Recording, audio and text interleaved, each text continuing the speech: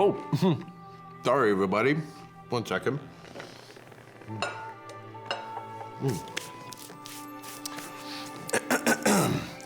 The snow has come back again, and we are here for another Top 10.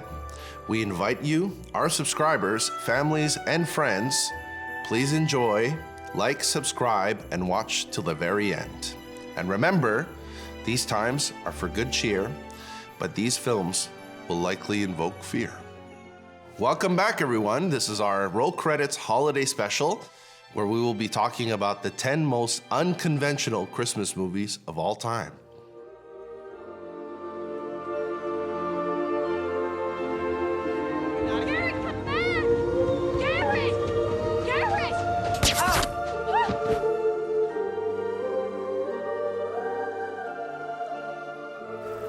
Merry Christmas!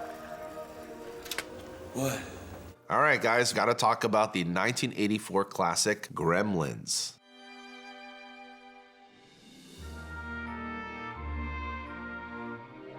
Now, something really funny about this film, it is considered a horror, it is considered a comedy, and it really does exercise that mashup very, very well. Now, what is surprising, and it's something that I was reminded of when I rewatched it, it is a Steven Spielberg film. And you know, you look at him as a director now and be able to take him so seriously, but that movie was such an epitome of kind of like 80s cinema. It was silly, it was quirky, the acting wasn't great. I mean, even the cinematography wasn't all that good. But the story was fun. The Gremlins looked awesome. They were made so many. They were animatronic. There was a lot of really comedic elements. Like when you have all the gremlins chilling in the bar and they're like drinking and smoking and like basically destroying everything. And, you know, it's still just a fun holiday classic because of that. And it's just like funny to just look back at it and be like, oh man, were films really like that in the 80s where they kind of like didn't really give a shit as much? Or like, it's a movie. It doesn't matter if it's going to cost us $4 million. Let's have a good time and really just have fun with it. And it still ended up making a ton of money. It became a cult classic. People still remember it like crazy. They obviously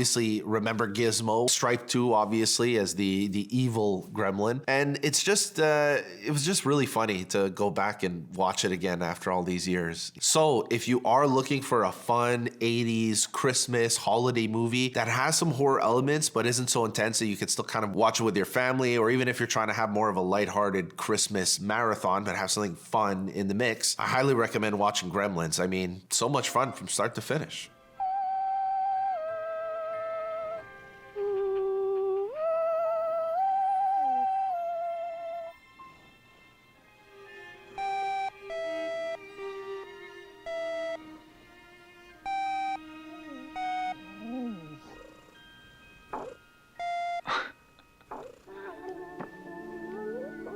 All right, guys, next film I want to talk about is Krampus, made in 2015. In every store, but the prettiest sight to see. Krampus is an interesting film. I wasn't expecting an American adaptation of the German legend, of course, of Krampus to actually be this interesting and look this good and have a good ensemble cast. It's actually starring Adam Scott and Toni Collette, as well as many other actors that are part of the ensemble. And the story is actually pretty interesting. So their son is speaking to his grandmother, who's German, and decides that he's going to make a wish for his family to be together and happy, which is actually quite a nice cause and a good thing to do. Now, little does he know, when he writes that letter, rips it up and throws it into the wind, something actually happens. Krampus is actually real. Now, through the movie, everyone in his family is expected to make their very own sacrifice, which they fail to do. And the young boy decides he's going to sacrifice for his family to save the day. Now, I can't really give you much more than that, but I can tell you that there are some great elements of comedy thrown into the mix, even though it's very serious as a movie.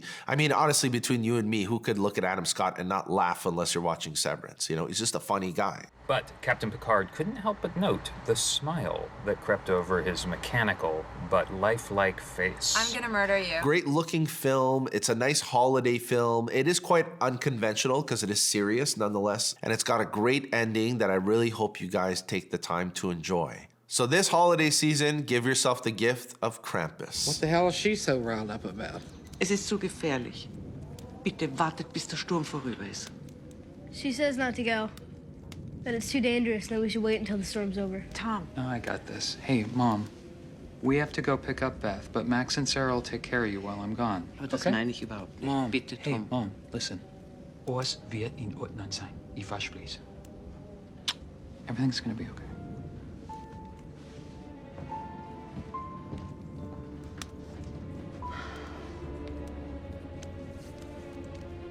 All right, guys, so as far as unconventional Christmas stories go, we're going to talk about Damien Leone's Terrifier 3. Terrifier 3 is quite a show. Our very own Art the Clown, who's of course played by David Howard Thornton, decides he's going to steal a Santa costume and go on another rampage. Now, of course, we get elements of the continuous story based on the trilogy that Damien Leone has put together. So we do get some more backstory, and we do follow the story a little further along. Now, of course, there's a ton of kills, a ton of gore, what you would expect from a Terrifier film.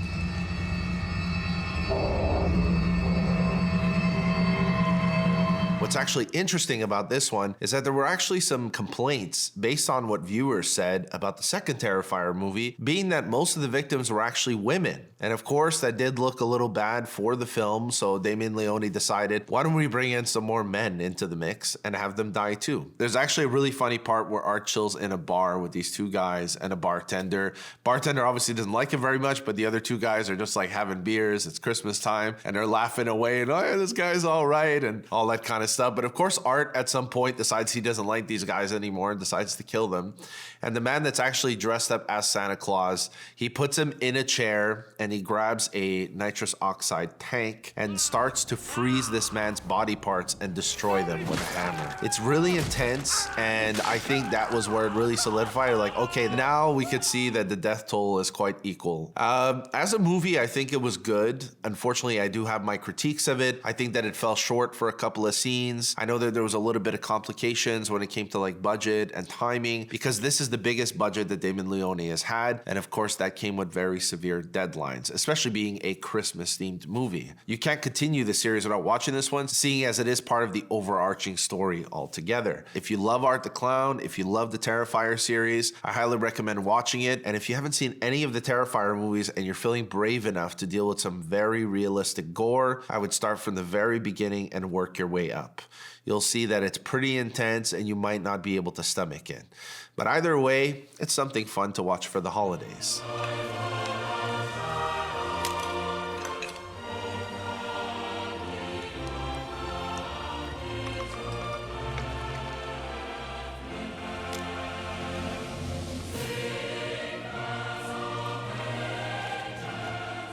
Okay guys, one that is arguably still a Christmas film, 12 Monkeys.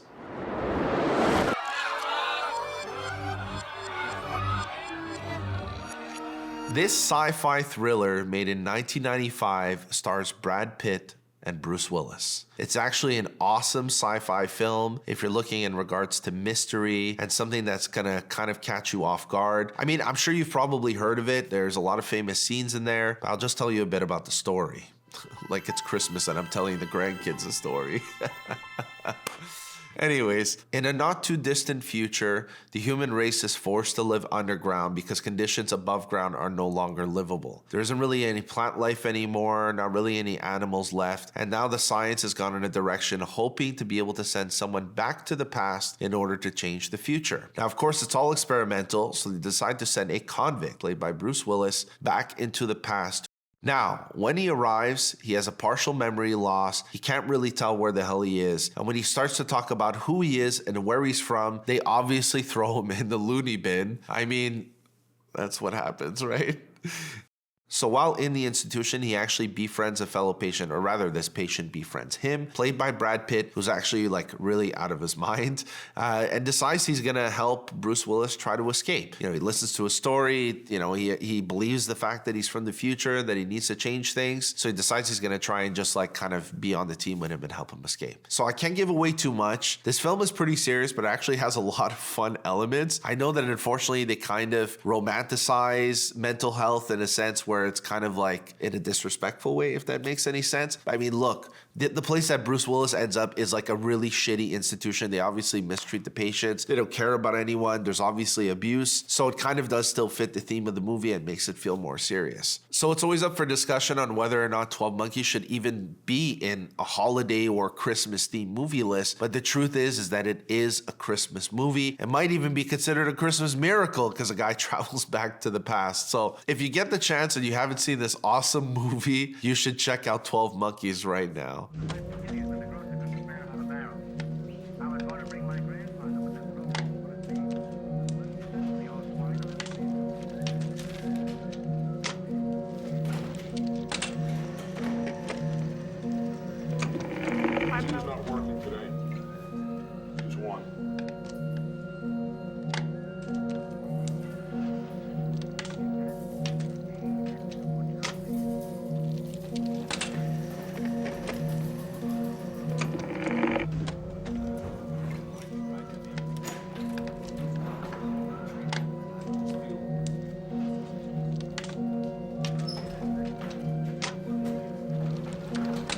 All right, guys, this is an interesting movie that I want to talk about, a recent one called The Lodge.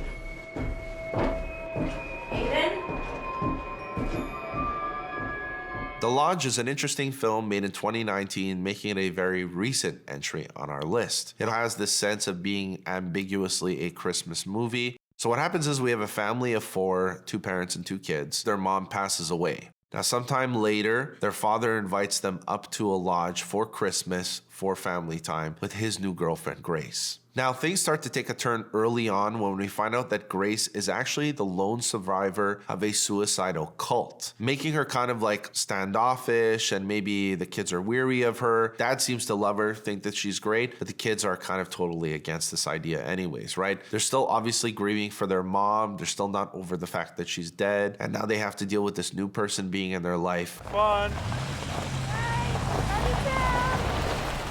And now what happens is the dad ends up leaving the lodge to go work, but leaves his kids with his new girlfriend that they just met and they don't like, and that she was a sole survivor of a suicidal cult. So it's a crazy basis of events, but I'm telling you, it's one of these psychological thrillers. This is a horror film. It's got drama elements, and you're not going to soon forget it after you watch it. It's got a crazy ending. It's got room for analysis. It's got plenty of mystery, and it was a movie that was made quite recently. So we're talking about good budget, good cinematography, beautiful color, and actually some really great acting here. So what I would suggest is don't spoil the movie for yourself. Don't look at ending explained. Don't look at theories. Start by watching the film and try to make up your own mind on what you think is going on. Of course, there's going to be certain elements of the story that are going to be uncovered over time. We should still try and take the time to actually process the ending and figure out, what did I actually just watch? What did I see here? Because there are some very interesting undertones about trauma, about family, about relationships. And with that mix of horror and Christmas, it kind of makes it a little bit of fun. So if you get the chance, I would highly suggest checking out The Lodge.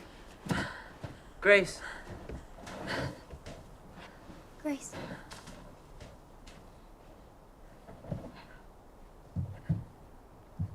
Okay, guys, of course it's going to be on this list. 1984's Silent Night, Deadly Night.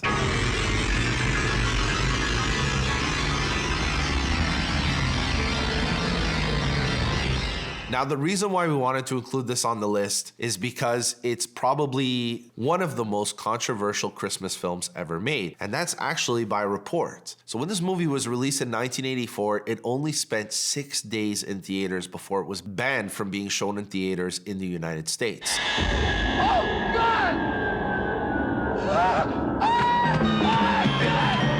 Even though the movie isn't that crazy, the 80s had a bunch of like horror films, they had slasher films, they had films that had far more gore than this film did. But there was a huge uproar because they didn't think that it was good for any kids or even teenagers to know about a film where Santa Claus essentially goes on a killing spree. Now, of course, that's not the case. The film is not actually about Santa Claus. It's about a guy dressed in a Santa Claus suit who essentially loses his shit and goes on a murder spree. Now, despite it just being a horror movie movie and even more of a slasher. It's got some really interesting undertones. Talking about the main character, whose name is Billy, you actually see his childhood for a good portion of the film, where he experiences a lot of things like abuse and trauma. Now, eventually what happens is once he's older, that abuse and trauma that is closely linked to Christmas actually comes back to him when he sees a girl getting bothered by a guy in the back store of where he works. The problem is that hostile interaction between these two people actually triggers him to kind of just lose his mind. And when that happens, he ends up killing the guy who was basically trying to push himself on this girl. Turns out the girl is actually someone he was into. So at first you watch it and you're like, okay, I guess he's just gonna kill the guy. He likes the girl, but he immediately goes to kill her as well. So he really has just lost it. Now, the rest of the film is essentially him just killing a bunch of people, but it obviously does have a story from start to finish. So I still recommend watching it. Even though it's a 1984 slasher, it came out essentially like around the time that Gremlins did,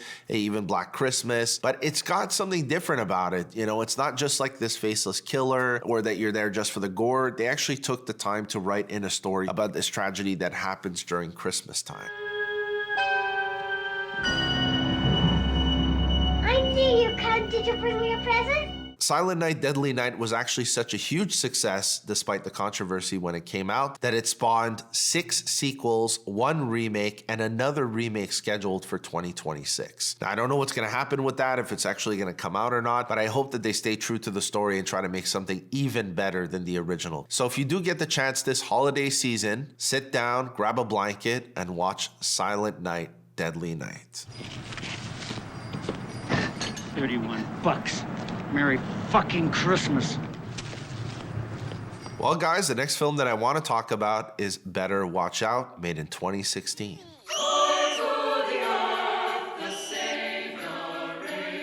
Now, this is a film that I actually watched just for this list. It turns out that as many movies as I've seen, I actually didn't have that many good choices to put on this list, so I decided to give this one a chance. I honestly didn't know what to expect. I didn't even bother watching a trailer. I think I read like a very short synopsis. I was like, oh, okay, well, it's got a decent rating. It's pretty modern. It was made in 2016. Like, let me give it a chance and see what happens. So I was actually pretty surprised by the story. It was pretty fucked up and a lot more interesting than I thought it would be.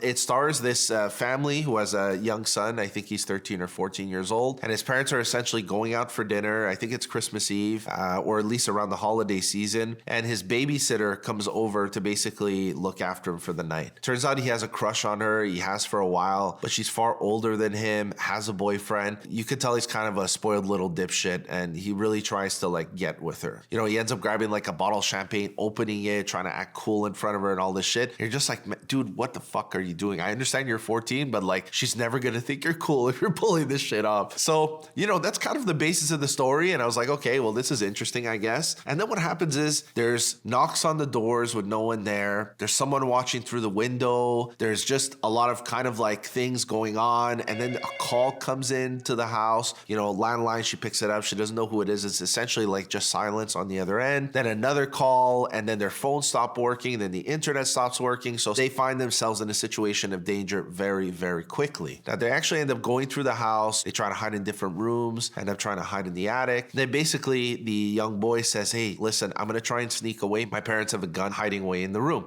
So I'm going to get it so we can actually defend ourselves against this guy. Lo and behold, things get far worse from there. But I'm telling you, even after 30 minutes, you're really not going to know what's going on in this film. There's no way in hell that you're going to be able to guess what's going to happen in the story. So I definitely recommend checking it out. It is a horror / dark comedy. So it's got very subtle hints of comedy throughout the film. It's got very good horror elements. It's almost got this kind of a little bit of thriller, suspense, you know, even slasher, if you will. So I would definitely recommend checking it out. It's not the best movie in the world, but if you're looking for a really interesting Christmas or holiday themed film, I think you're actually going to find this really surprisingly good. So before you sit down and settle in for the night, take a look at Better Watch Out.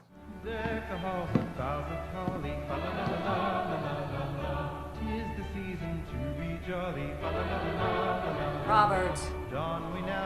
All right, guys, next one I'm going to talk about, which you probably would have guessed from the beginning, Black Christmas.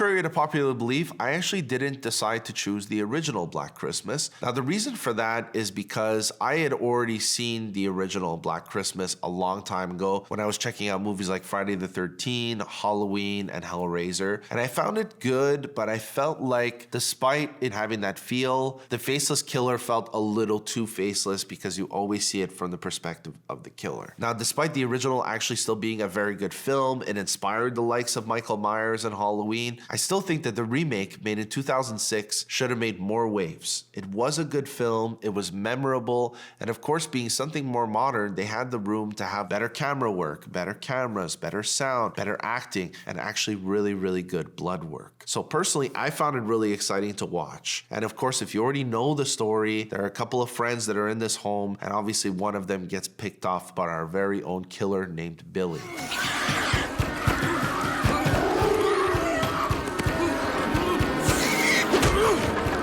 That makes 3 movies on this list starring a character named Billy, being Gremlins with the main character being Billy, Silent Night, Deadly Night with the killer being named Billy, and now here for Black Christmas also being Billy. So as much as the original was known for being very violent, very brutal, and actually very controversial at the time that it came out, I still recommend watching the remake if you haven't seen it. Now, a lot of this has to do with the quality, but really, it's because we all want to see just sorority sisters get murdered on Christmas. So if you haven't seen it, Black Christmas.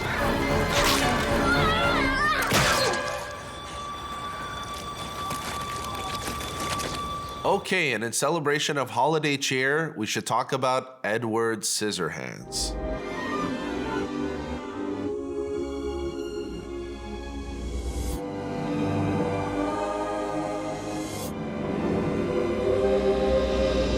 Now, even though there isn't that much snow in this 1990 fantasy romance, it's definitely one worth putting on the list. Now, for those who haven't seen it, it stars Johnny Depp and Winona Ryder, Johnny Depp being a very weird-looking man who literally has scissors for hands. Now, what's really interesting about this movie are the undertones and social commentary that are very subtle but can be seen throughout the film. Now, of course, Edward lives in a very suburban neighborhood. All the houses look the same. All the people are pieces of shit. They're super rude Karens. They all wear these bright clothes, whereas him in contrast, he's super nice, he's gentle with everyone, super understanding, full of love, but essentially looks goth, the black and the makeup. And despite all of that and being mistreated by his neighbors and the people in his town, he never loses that kind of feel-good attitude about life. And of course, this gentle, loving soul who's essentially uncorrupted eventually does meet someone who walks right into his life. Now, it's an interesting story. It's got cute moments. It is a romance film, making it an unconventional Christmas movie and an unconventional romance film. What more can you expect from a director like Tim Burton? I love Winona Ryder in this. I think she was fantastic. She hadn't had a good role like this since Beetlejuice, so it really did wonders for her career at the time. So being a Tim Burton film, it's got all the aesthetic that you would expect, including the style, cinematography, the type of acting, and even the design of Edward Scissorhands. So if you haven't seen this classic, or you haven't seen it in a long time, it was made quite a while ago, I would suggest sitting down and watching it. It's a movie that's really easy to watch. It's got a lot of feel-good feelings. It's a romance. You're rooting for the underdog. And of course, it's just a good movie overall, stylistically. So if you haven't seen it, I would recommend checking out Edward Scissorhands.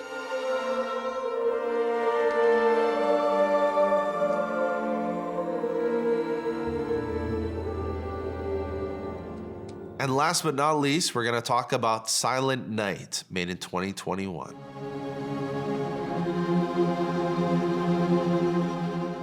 Now, compared to one of our previous entries, this has nothing to do with each other. It's just that a lot of Christmas movies often use these common Christmas phrases or Christmas tropes. This one here is a totally interesting and unrelated story. So what happens is we start off the film where a family invites a bunch of their friends and family to have dinner at their house. Now, what we soon find out is that the human race is essentially going extinct. It's something like a tornado that has poisonous gas that's essentially going to kill everyone on Earth. And they decide to have kind of a last supper to celebrate Christmas all together.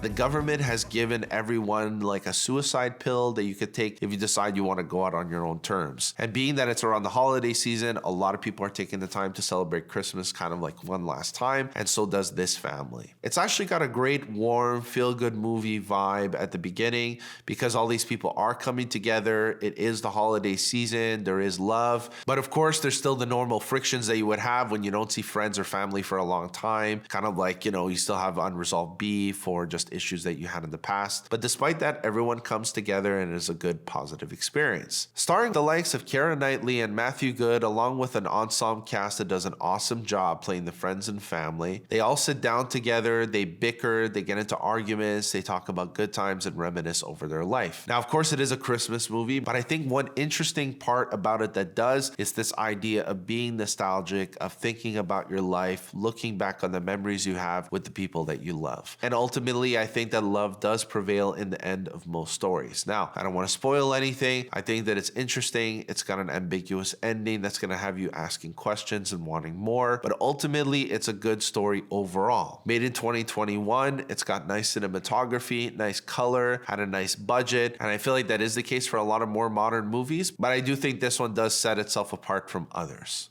So, if you get the chance this holiday season, sit down with some family, tell them how much you love them, how much you miss them, and how much you're glad to see them again for the holidays, and maybe surprise them with a flick like Silent Night. You won't regret it. Here's to us. May we rest in love. Yes, in love. In love.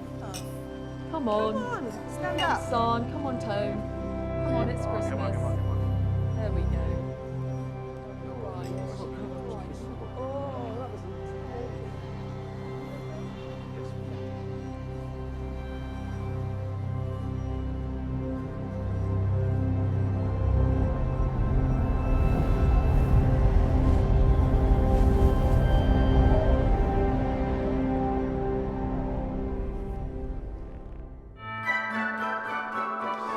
Well, thanks again for joining us, everyone. Really hope you enjoyed our episode. We wanted to wish everyone a happy holidays, and we wish nothing but health and happiness for all of you. Thanks again, and good night.